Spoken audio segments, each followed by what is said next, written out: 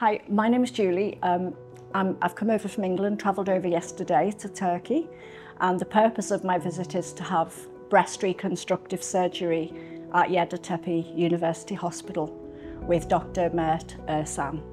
So because I've got a very good friend who works in Turkey and she works at the university which is attached to Yeditepe, she started to do research for really good breast surgeons. And finally I had a half-hour Skype interview with Dr. ERSAN, who's wonderful, and we had a fantastic rapport.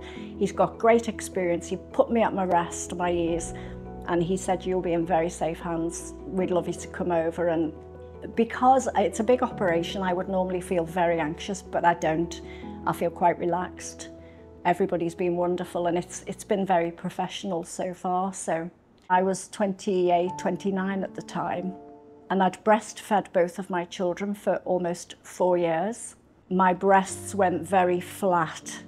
I felt very uncomfortable. I was only 29. So I decided, I investigated silicone implants, and I had the private surgery, and I had breast implants to give me back the shape and support that I previously had. And in June of this year, I noticed a change on the right side, on the right breast, which caused me a bit of concern. And they discovered that there was rupture and leakage on both sides, and in particular, the silicone had gravitated into my lymph nodes under my right arm.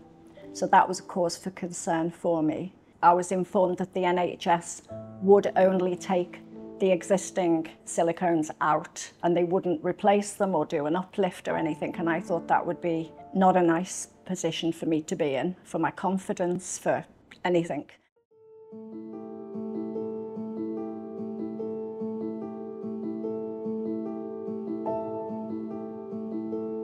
Our beloved patient, Julie, is coming from England. She's 66 years old. The breast tissue and the nipple sagged. And in that case, the implant stayed on the top and the breast tissue sagged. That's what we call a double bubble deformity. I found a bilateral capsular contracture with calcifications and a small rupture on one side.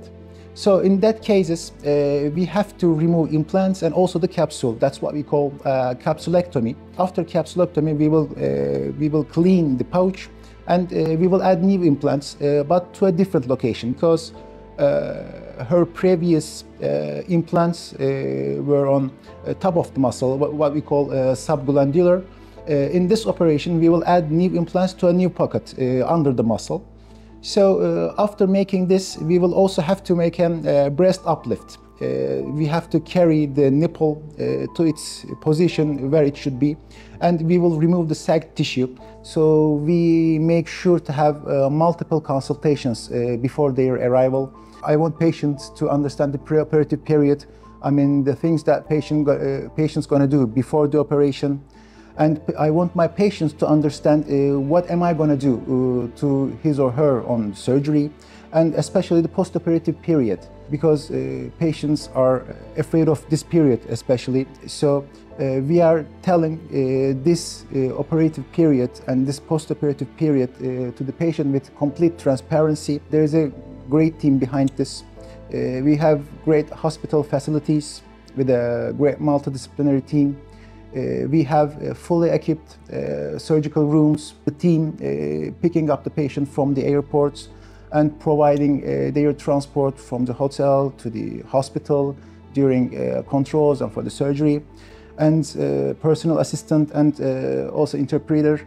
We have a great team. With this great team, patients feel very comfortable and patients feel at home with this great team.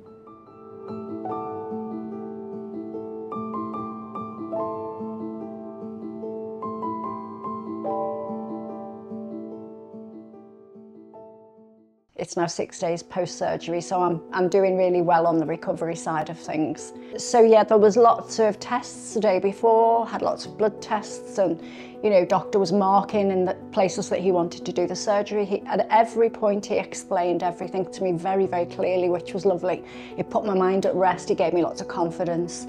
I couldn't have been more comfortable with the doctor and the medical approach. It was just wonderful.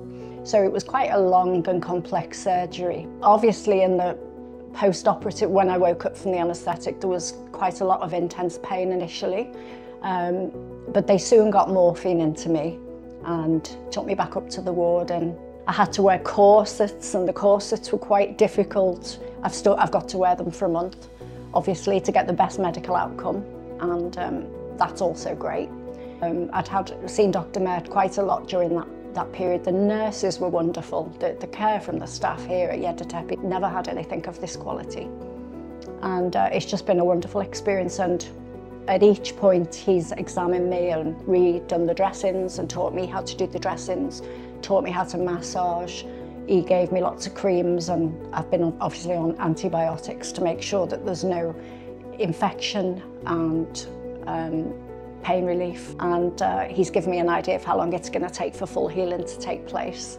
So that's the story. So I've had my final consultation with him today, and we're going flying away tomorrow, and he's going to keep in touch with me. He's actually said to me that I can have access to him round the clock, which is incredible. I'm really impressed. So yeah, it's just been an amazing experience. I'm quite privileged to be here. Yeah, it's just all positive from me, I'm happy to say. Everything went according to the plan, as we discussed preoperatively. In the surgery, we made total capsulectomies. We removed all the implants, and we put new implants to new pockets, and we made breast uplifts. I'm very happy that we removed all the implants because they were all damaged. The surgery finished without any complication. The patient and I are very happy with the result, even though it's post-operative first week. And now I'm sending off my patient and her beloved family to the England with recommendations and with scheduling our next follow-up visits. Now we are losing a patient, but we have gained new friends, which made us very happy.